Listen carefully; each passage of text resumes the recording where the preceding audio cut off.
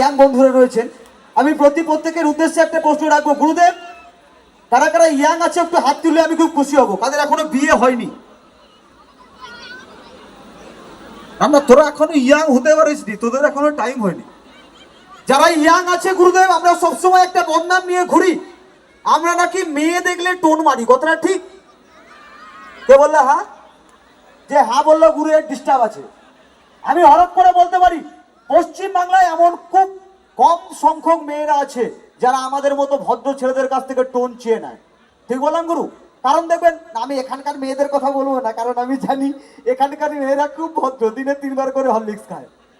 আমি যেটা বলবো, দেখবেন মেন টাউনের মেয়েদের কথা, দেখবেন ওখানকার মেয়েরা পোশাক পরে গুরু, এখান দিয়ে কাটা, এখান দিয়ে ফাটা, এখান দিয়ে ঢাকা, এরকম পোশাক পরে রাস্তা দিয়ে এমন ভাবে কোমরটা দুলিয়ে যাবে যেন রে ভাই ভূমিকম্প হয়।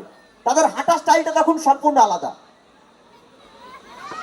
এইরকম দেখে দেখে হাঁটবে। আজকে আসার সময় বারাইপুর স্টেশনে নেমেছি, এক কাপ চা খাবো। চা কি খাবো বর্দা, ট্রেন থেকে একটা ভদ্র মহিলা লাভলো, পুরা সাদা ধবধবে ফর্সা, তার পা গুলা যেন এরকম কর্মা কর্মা, মনে হয় জেলি ফেলে চেটে বেঁধি। কিন্তু ভারী রাত জেগে জেগে তো শরীরের কন্ডিশন খুব খারাপ। পিছন দিকটা দেখলে বুঝতে পারবো, মাল শুকিয়ে পুরো আমসি। আমি চুপচাপ বসে আছি বর্দা, বাঙালি কাঙালির বাচ্চার মতো। কি হয় দেখবো, সামনে দিয়ে মেয়েটা চলে গেল, তাকে দেখে দেখি 4টে ছেলে এরকম হাঁ করে তাকিয়ে আছে। মিথ্যা কথা বলবো নি ভাই, আমিও তাকিয়েছিলি, কি করবো, সামলাইতে পারিনি। তো মেয়েটা চলে গেল, তাকে দেখে এবারে প্রথম যে ছেলেটি ছিল সে বলছে ও আউরা আউরা। তখন মেয়েটা বলছে হ্যাঁ রে, তোর 14 গোষ্ঠী কাউরা কাউরা। ছেলেটা বলে রিক্স নিয়ে দরকার নেই, এমাল তো অন্য লাইনে গান করছে, সে মাল সাইড হয়ে গেছে। তারপরের যে ছেলেটি ছিল সে বলছে সাগরে কি ঢেউ উঠেছে। তখন মেয়েটা বলছে হ্যাঁ রে ওলা ওইটা, ওই ঢেউ তোর বাপ ডুবে মরছে। তখন ছেলেটা বলে ওই ঢেউয়ে আমি ডুবে মরতে চাই, বলো না বাজবে কবে বিয়ের সানাই।